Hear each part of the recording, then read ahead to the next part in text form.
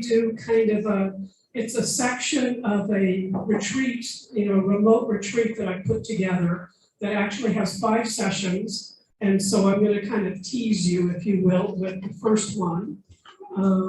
And so, towards the end, well, tomorrow you'll have a chance to see whether or not it's something you might, want to continue and what that would look like. So basically this section this part of the retreat is part of a larger retreat called With the Gospel for Our Guide, an introduction to Benedictine formation. And it's barely an introduction, because formation is how you live your Benedictine life. So in other words, the whole rest of your life, which is more than 5 sessions to go through. I just sort of want to, again, give you some context. And the first one, this one's going to be called The Goal. And as often, I'm going to start with a little bit of Lectio. And inadvertently, or you will have seen this before, but it's a good one, so you can keep seeing it again. There we go. So again, this is a picture you saw this morning. It's of the Annunciation. And so what I want you to do is just, again, we'll just spend 5 minutes and see where it takes you. There's no steps for this. You know that it's the Annunciation, that's Mary, that's the angel. How does it speak to you? What does it evoke? What are your thoughts? What are your feelings? And so just take 5 minutes.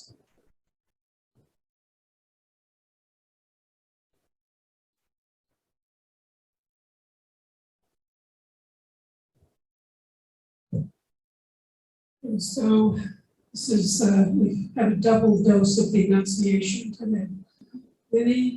Any thoughts, any insights, reactions that people would like to share? Of course, there's absolutely no right answers. It's whatever comes to you. Now that the picture is larger, I can see the "be not afraid" words. Yes.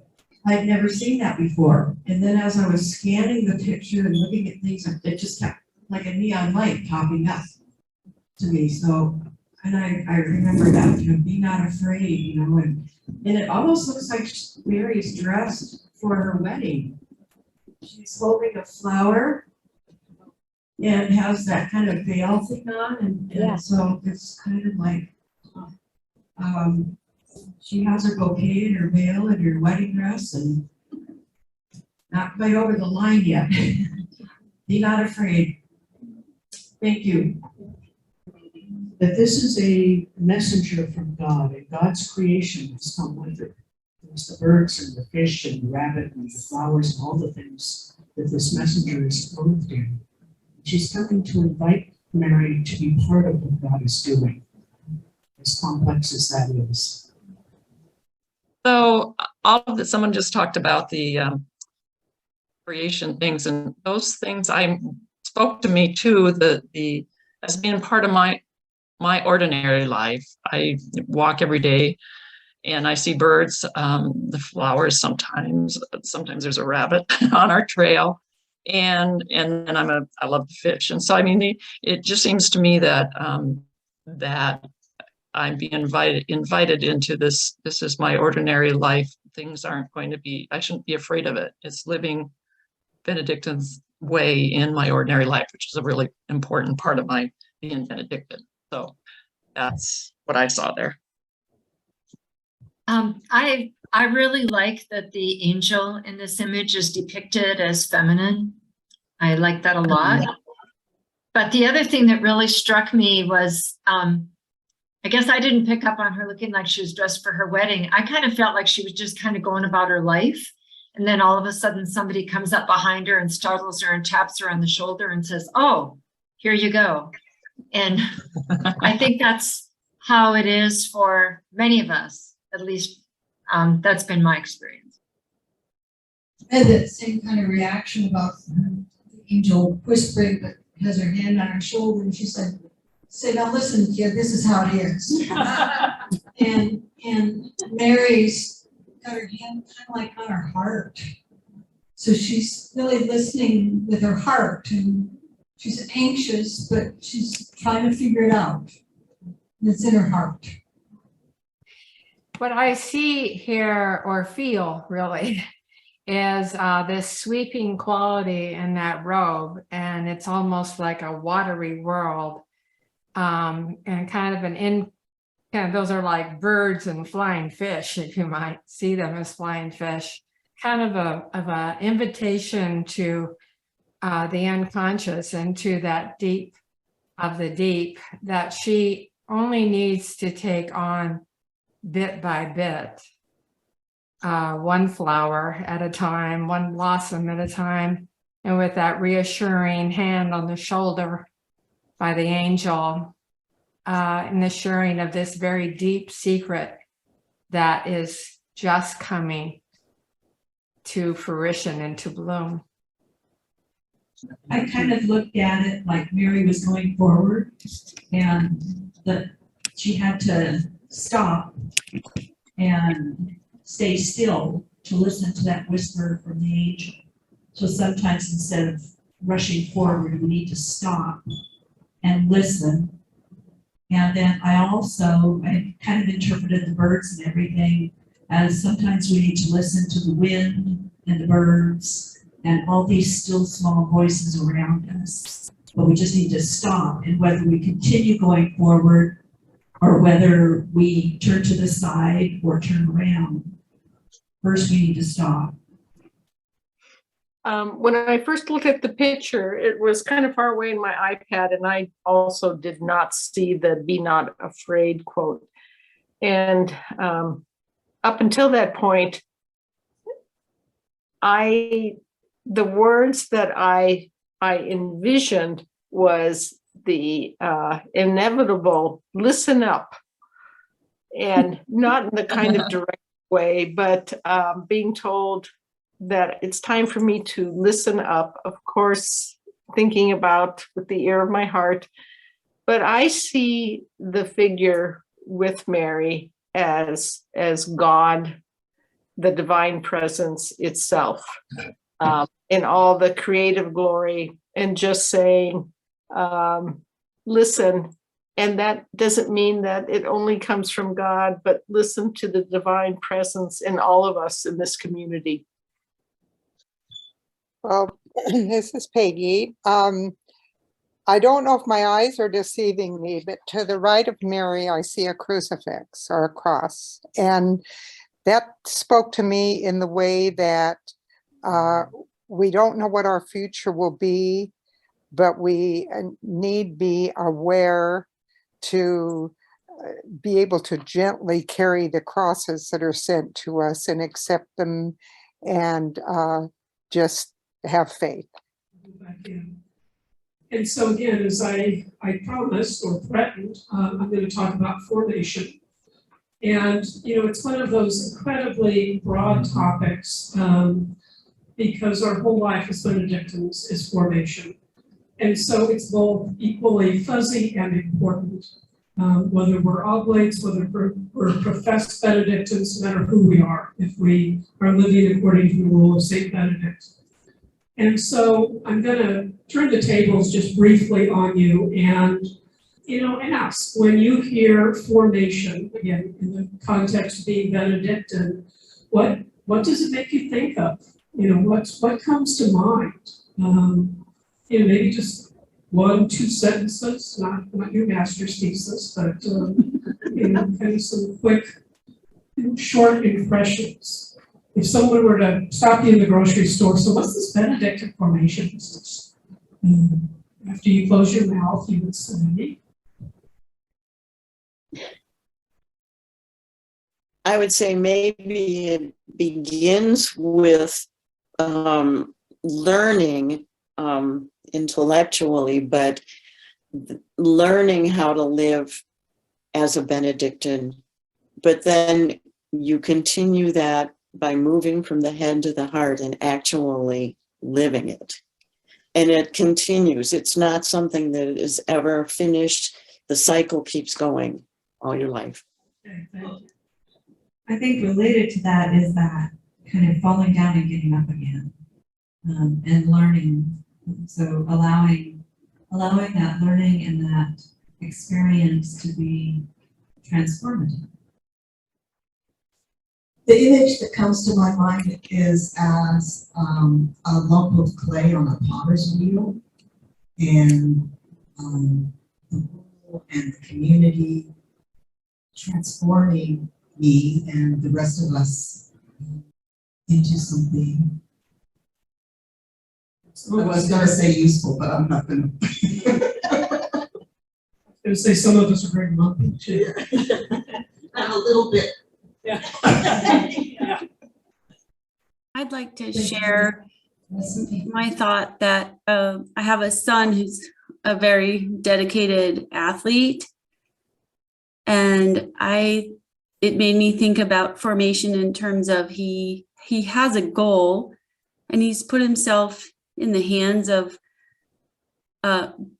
mentors and coaches that he trusts to reach that goal, and that he also achieves goals that he didn't expect that he would. He's grown in so many ways that he never expected to by being around these people who have taken such an interest in him, and they have that community together in an athletic way, but also in terms of just becoming a better human. So that's what came to mind to me. Thank you. I mean, I think all of you together have really begun to hit the highlights of what this means, because it's a concept, it's a practice, it's a life of incredible depth. And so we're going to do some slides again, because, you know, on the one hand, it's sort of like the old definition of Supreme Court Justice was once asked, well, how do you define pornography? I said, well, I can't define it, but I know it when I see it. Formations of very different and alike. So we'll better stop while I'm not too far behind. So what I'm going to start with, because this is such a fuzzy thing, sometimes it's easier to get a handle on something when you know that what it is not.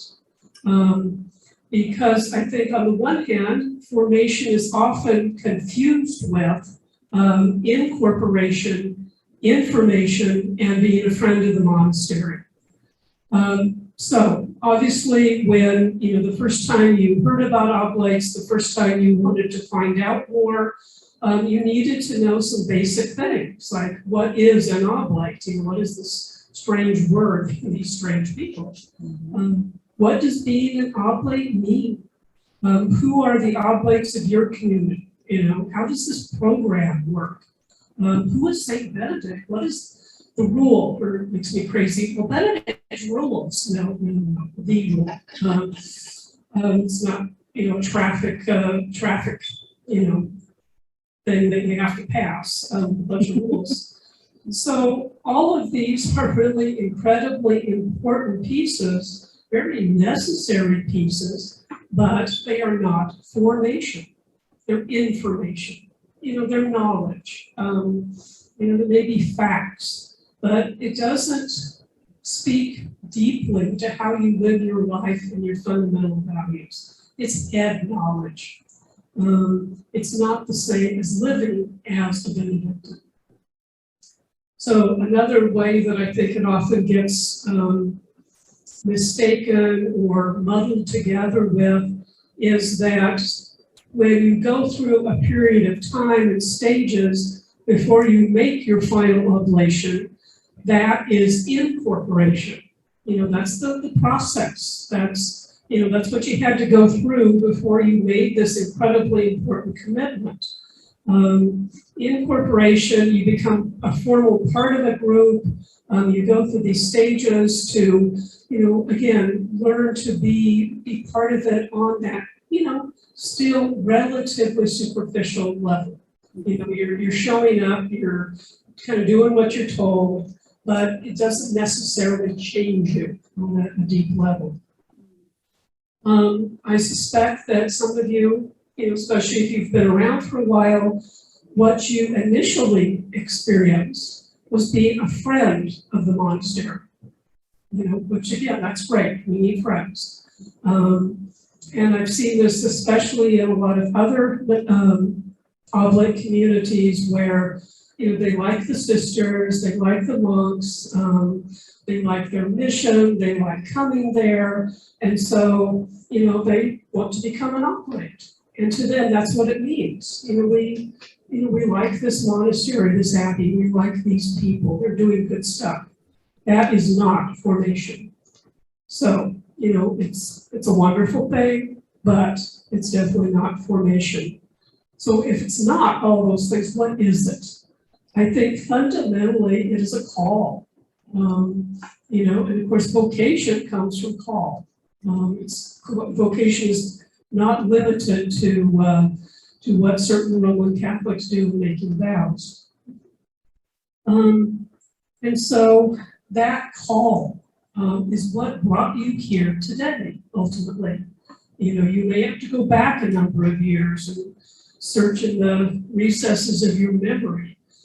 But at some point, there was something of God pulling at you, making you think that there is something about this group of oblates, about St. Gertrude's, this community, the rule, the Benedictine way of life. And chances are, in the beginning, it was all kind of mushed together. And I'm guessing that when you first came, and hopefully at least since you've been here, you wanted more in your spiritual life. For many people, and we talked about this a little this morning, your average parish, because of its limitations, may not have enough resources to deeply feed and nurture people. Too many people, not enough staff, all kinds of reasons.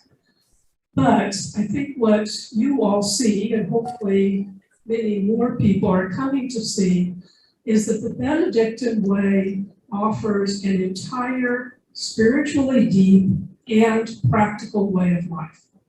And that's kind of an unusual combination, I think. There are some amazing spiritual paths that have incredible depth. There are a lot of very practical organizations, ways of living out faith. But to combine them, I think, maybe it seems to be unusual. And so, what we see is that it's this call, when there's something more. What I've got, what I've had in my parish and what I've been doing just isn't enough anymore. So I'm guessing that, most of you can remember a time when, something drew you, something clicked. There was some kind of turning point. And I think it's helpful just to kind of cast back, what was that like? What did that feel like? Because I think by doing that, you begin to see, what this way of life has to offer. And so, this call is the foundation. It's the beginning of formation. And so I'm going to focus today just on some practical ways of how we experience, how we live formation. And so these are going to be some basic ideas, but hopefully it'll kind of, as I said, this is really the first part of a actually 5-part retreat. And so I'm going to outline what the whole series goes through, just so you get a sense of the scope of it. So today what we're going to be talking about is the goal of formation. Why do you do this? Why do you say that you're a Benedictine? Why do you say that you live according to the rule? And what we're going to say is that the goal is to be transformed on a very fundamental level. The basics, who you are. And again, the goal, the transformation is you become more like Christ. You don't just believe in Christ. You don't just receive Christ in the Eucharist. You become, you yourself, more Christ-like. And we'll unpack that more. The second major theme that is part 2 is practices. Again, I say a lot that anyone who can say things like don't wear your knives to bed and everyone should have 2 cooked dishes is nothing if not practical. And I think the idea behind that is not, how much wine they got or how many, whether everybody got their own beds. But the idea of a practice is that we have to live out, we have to practice our values if we're going to be changed. Okay? So, you say, oh yes, I'm a very letting person. That's a great value, but you're a total, you're not practicing it, right? You're not going to become more loving unless you actually do it, which, given who you live with or associate with, it can be a challenge. But again, do it to internalize it. The third then is, once again, you can actually go practice it, but for it to really change you, you have to reflect on what's going on. Again, you're trying to be more loving. You have to reflect on the fact that, why it's difficult in some situations. We all have people that, it's not easy. But, if you don't reflect on why is that, what's being triggered in me? How do I change what's going on in me in order to be different, in order to be more loving? You can't just, do the actions. You have to go deep, figure out, what the issue is and change yourself. And then the next session in this retreat series is, beginning to look at how do we read the rule as modern people, as dispersed Benedictines. And because what has happened, I think, over the centuries is, folks who live in Cenobitic communities, it's just been a gradual culture change for the most part. But for you all, this is kind of a different thing. This is a relatively new model to say, yes, I, an oblate, am living according to the rule. Well, again, then you have to really take some time to figure out how do you adapt this 1,500-year-old, like I said, the strangest little book that I've ever read, to your daily life. But it is possible. There are, principles of adaptations that are very workable. And so the last piece of the retreat series is, I ask people to go home and say, okay, how are you going to live this out? What are you going to do? Again, this should be more than information. Oh, I just went to this wonderful retreat. There's so many nice ideas. I'm glad I went to it. No, sorry, that's not the idea. How are you going to live it? And so that's the challenge of the final session. Okay, so let's talk about the goal. Again, why are we Benedictines? Why do we do this? Why do we hang in there? Why do we come to retreats? Why do we listen to this stuff? One way, I think, to look at formation and the goal of formation is to remember the story behind the image in the slide. Hopefully by now, most of you, have heard the story about Benedict and Scholastica. And so this is a story from the life of Benedict written shortly after his death. And so the author says that once a year, Benedict and Scholastica would get together at her monastery, and they would have this great holy conversation. And this was kind of the highlight of their year. And so Benedict also, if you've read the rule, is very strict about not staying out overnight. It's a scary time, so it makes some sense. So the story goes that there they are having this wonderful holy conversation, and it's starting to get dark. And Benedict says, dear sister, I have to go. It's getting dark. I can't be out overnight. Since he wrote the rule, And Scholastica says, oh, brother, no, we're having such a good time. Please stay. He says, nope, can't do it. Wrote the rule. Can't be out. So at that point, Scholastica apparently lays her head down on her arm And immediately, according to the story, there's thunder, there's lightning, it's like a hurricane, you know. And so then after that happens, Scholastica raises her head and says, you know, go ahead, dear brother, go ahead on home. And he's my sister, what have you done? And she says, well, you know, I asked you for a favor and you would not grant it. So I asked my Lord a favor and he did. So go on now, go on home.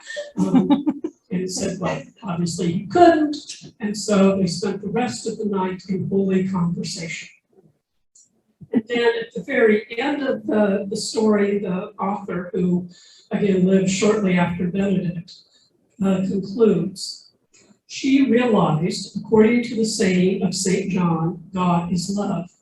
Therefore, as is right, she who loved more did more. So I think what it boils down to is Scholastica is a model of transformation, right? You know, love became more important than the law. You know, Benedict was living the rule. He was doing what he was supposed to. But, you know, he didn't see that this, you know, beautiful time they had together once a year was more important than what you're supposed to do, more important than the actions. Benedict was keeping the letter of the law, you know, I mean, that's good.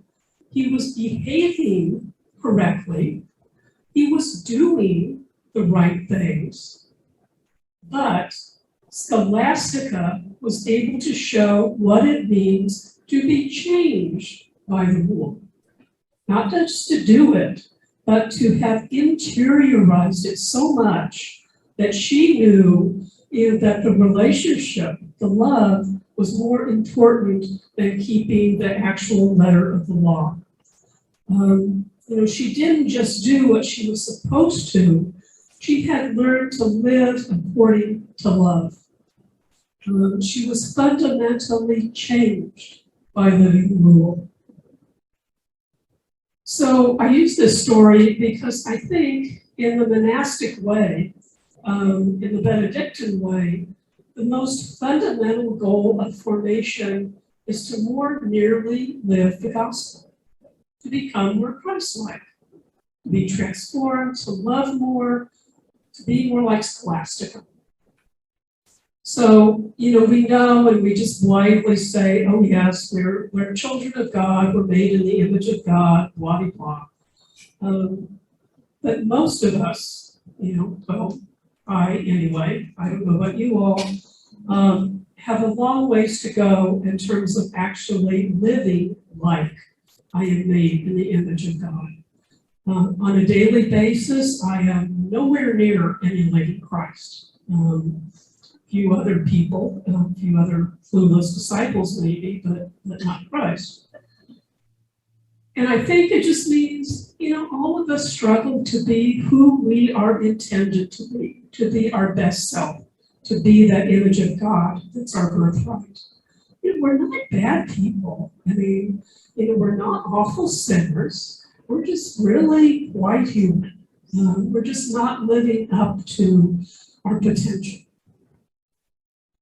And so what I think we see, the Benedictine monastic way of life is to help us do what the Apostle Paul calls growing into the full stature of Christ. So that always kind of gives me the shivers. And this is the key, and that I'm going to kind of keep knocking you over the head with. It's not just acting differently, not just acting better, but becoming a better person. See the difference? So, for example, you know, this is a purely theoretical example, you understand, that I might decide, you know, I really need to work hard on controlling my tongue and not saying snarky, judgmental things. Again, not related to anything I tell myself 20 times a day. But what Benedictine life is really about, and really all Christian life, is that through God's help, lots and lots of practice, I get to the point where I'm not only not saying snarky, judgmental things, I'm not even thinking snarky, judgmental things. Now, how's that for a difference? Okay. There yet. Yeah. Oh dear. Oh no. Yeah. Sorry. Yeah. Exactly. Yeah. If it helps, I'm still back on the not saying it, much less not thinking it. Long ways to go. So the whole goal, point of Benedictine life is that, we not only act as a better person, but, through this Benedictine way, we change more than just our behavior. And that's hard enough. I mean, I'm all over that part. But we don't just act more loving, but we become more loving. It's not just believing in Christ, it's becoming more Christ-like, transformed on a fundamental level. So, and again, this is the goal. Like I'm gonna, lose 30 pounds too. That's another goal, but anyway, probably not secretly. So what I want to do is, I think you have got it, but let's see if we can kind of understand what this is about and how it's different than what most of us hear, and then we'll have a chance to discuss. I know that way back in a previous life, I was Baptist. And the big thing for Baptists and conservative Protestants is it's kind of what you believe. Do you believe that Jesus Christ is your personal Savior? Do you believe that He came and died for your sins, et cetera, et cetera? So it was really faith. Do I believe it? It was kind of in your head, and you also should act as a good, ethical, moral person. I think for Catholics, and other folks with a liturgical background, it's the emphasis is on liturgy and the sacraments. You participate in worship and the sacraments. That's how you receive God's grace. And again, you try to be a good person. But I guess I'm curious, how often, in your parish, in your church, or even other faith-based communities, do you hear about practical ways to be more loving, less self-centered, less angry, more forgiving?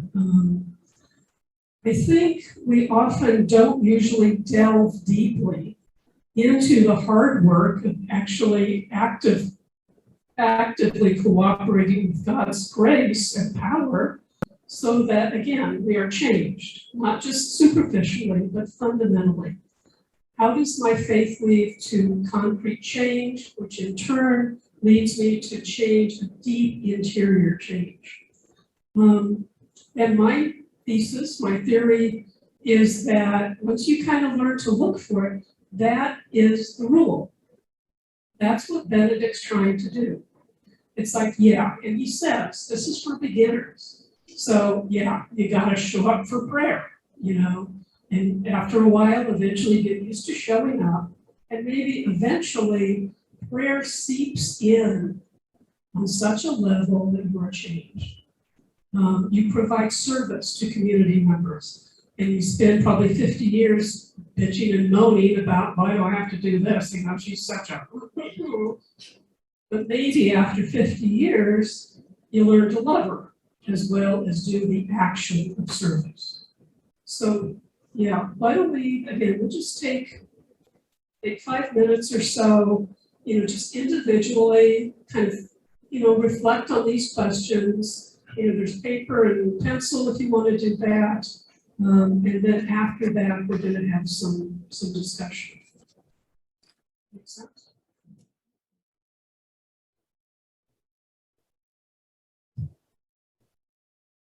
Okay, so I think this is important stuff. And so what I would like to do is, let's take about 15 minutes and, give you a chance to talk in your groups. Sometimes, initially writing is good, but then as you kind of explain it, think it through, it becomes clearer.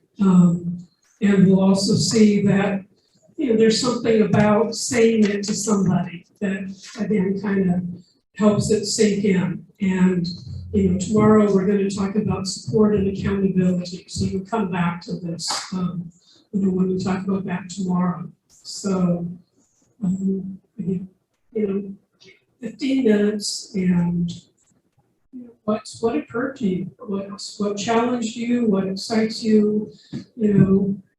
Where are you going to go with this?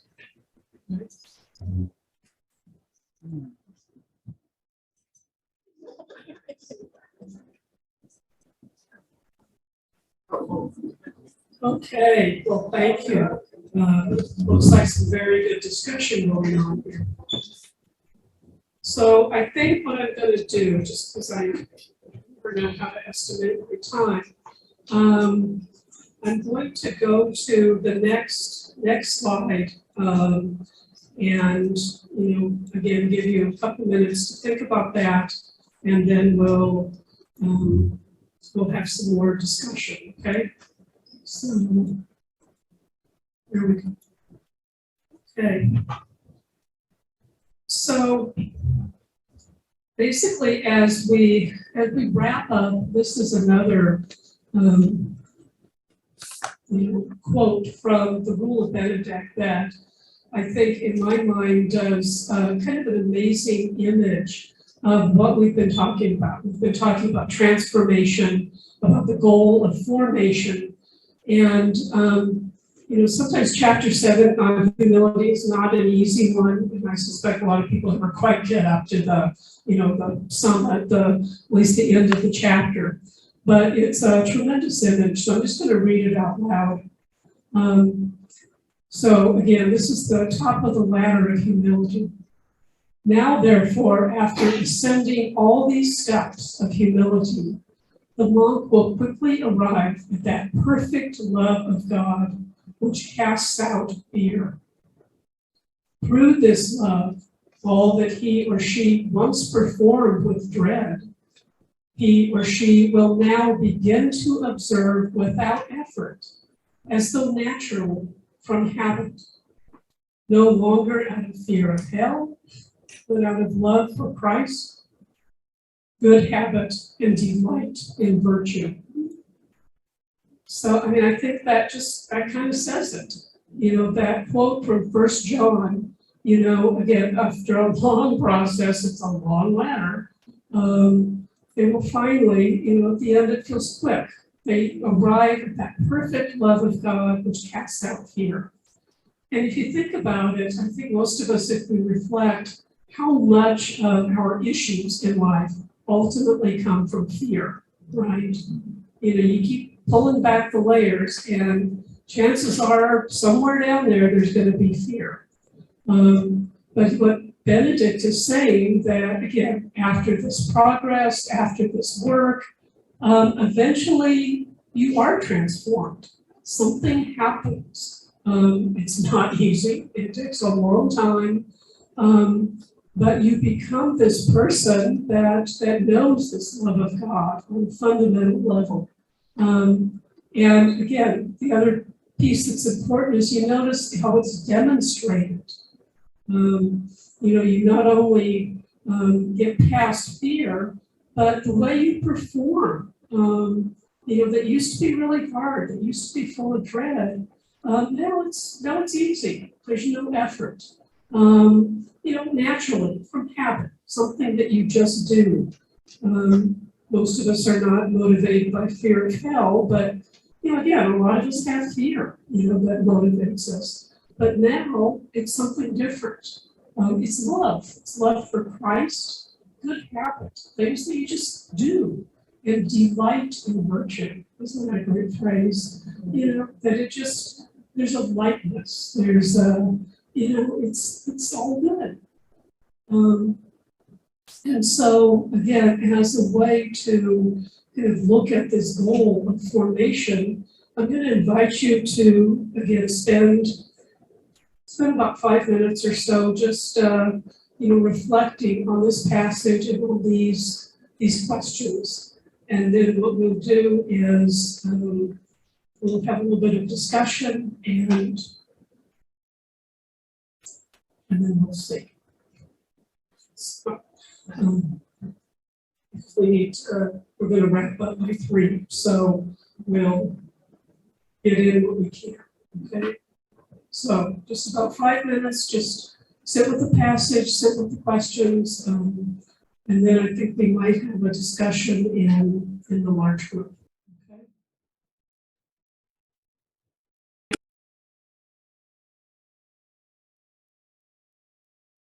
We have had so much discussion here about looking at the future, about what formation looks like for us as oblates. Because again, this is a lifelong walk.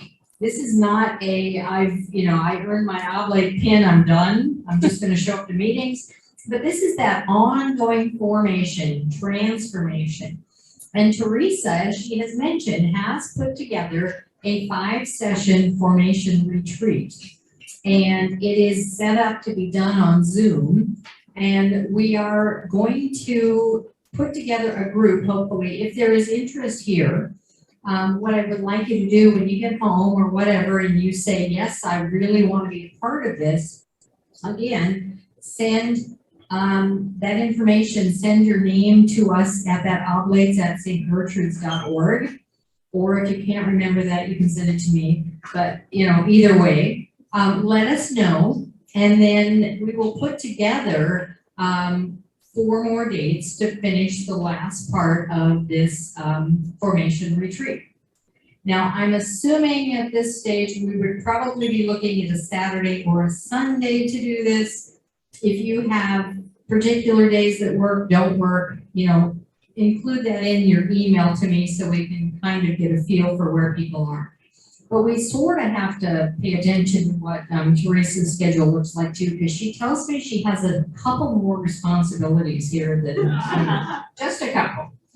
So anyway, I think that I've actually been privileged to be able to be a part of her formation retreat as a kind of a taste test.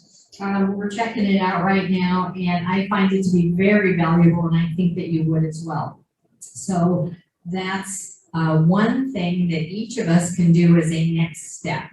So again, just send me your name and your interest, oblates@stgertrudes.org, and we'll get something set up for that, folks. Right, so I'm going to wrap this all up, and I've just given the folks in the room a handout that all of the rest of you received via email. Nikki? Yes, I just want to remind everyone that we mailed a copy home to every oblate on the oblate list. And so if you don't get it or you don't have means to do printing, don't worry about it. It will arrive in your mail sometime midweek this coming week. So I think most of you are probably aware that we had kind of a 2-year review meeting last winter, right? And a lot of you were in attendance. And one of the things that our first triad group of folks, Barb, Debbie, and I, were tasked with when we accepted these roles was to do a pretty deep review of how did this last 2 years go, and what do we need to look at to move forward. And that's a pretty hefty thing. So I invited, but mostly appointed, a small group of people that I was familiar with their skill sets, that I know are deeply thoughtful people and organized. They have the skills that we need to kind of look at vision and look forward. That doesn't mean that 80% of the rest of you don't. Those are just the ones that I picked last winter. So this is called the think tank, which people had a little struggle with. So they renamed themselves the Concilium, which is a Latin term meaning a council of wise elders. It seems fitting if we can all just remember what that word is and pick which spelling it's going to be, which we haven't decided yet. So they have been meeting faithfully and spending a lot of hours looking at our organization, looking at the structure, looking at communication, looking at the rule of Benedict and leadership in a Benedictine way. So the outcome of that is a little short questionnaire that I'm sending home with all of you. And, you know, when I asked the Oblate Council, do you want to receive this by email? Should we do an email survey? And the response was, no, please send us some paper. So you now have the paper. But this is the statement that has come out of the Concilium, and that will be a foundation of everything that we're doing over the next year. Becoming an oblate is becoming a member of a community. When an individual makes their oblation, it is not just to grow in Benedictine spirituality and our personal relationship to God. It is also a commitment to growth within the context of community. Our formation processes continue to evolve, and being a member of this community needs to be an integral part of that formation.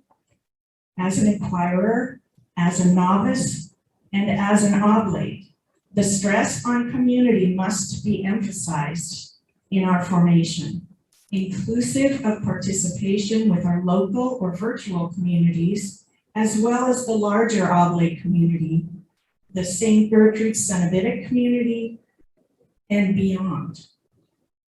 As an oblate, each of us has a responsibility not only to receive, but to serve within the community. And as we live into transformation, as we're walking each other home, we must also consider what all of that means within the context of the larger community. The rationale for this statement comes from 3 spots in the rule: prologue verses 45, chapter 35 in the rule, and chapter 4, verses 62 to 78.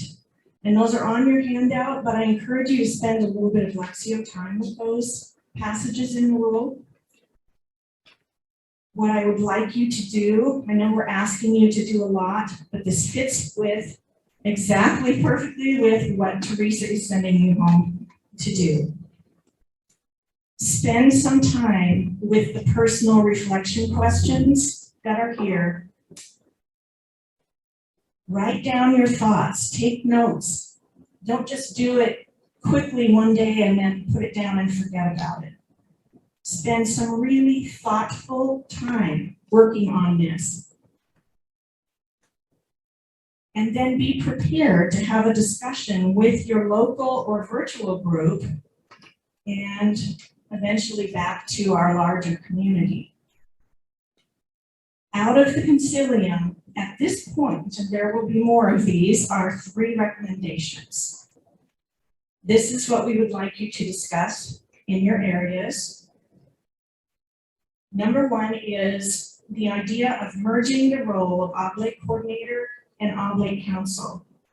So note that this is one of those structural kind of items that we're looking at to try to streamline some things, but also trying to merge activities and responsibilities that seem to blend.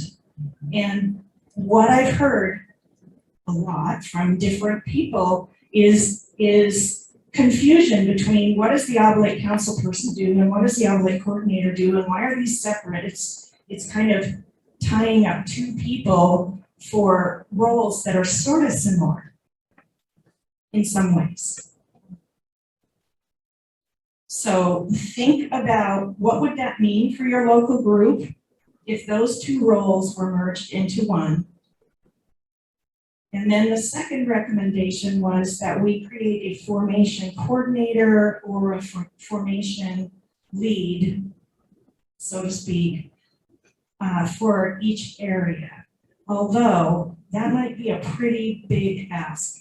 So think about some creative ways that we might do that. Maybe Spokane and Coeur d'Alene can share a formation person. maybe Boise and McCall can share a formation person. I think that there are some creative ways that we can look at doing that, but that will provide a more consistent role and assistance for the area groups. And then the next thing is, and we've already been talking about this a little, creating teams for the activities and events and things, needs that we need for the Oblate community. So, you know, when we first started this and realized that there would be 3 of us leading in different areas, because I come from a healthcare background as well, I was familiar with a methodology called triad leadership. Does that seem familiar? Which is why it made sense to me. And we created a few models and stuff like that, but that triad name stuck. And I know that there are some people that are uncomfortable with it. It sounds a little corporate or something, but it really is simply a methodology for leadership.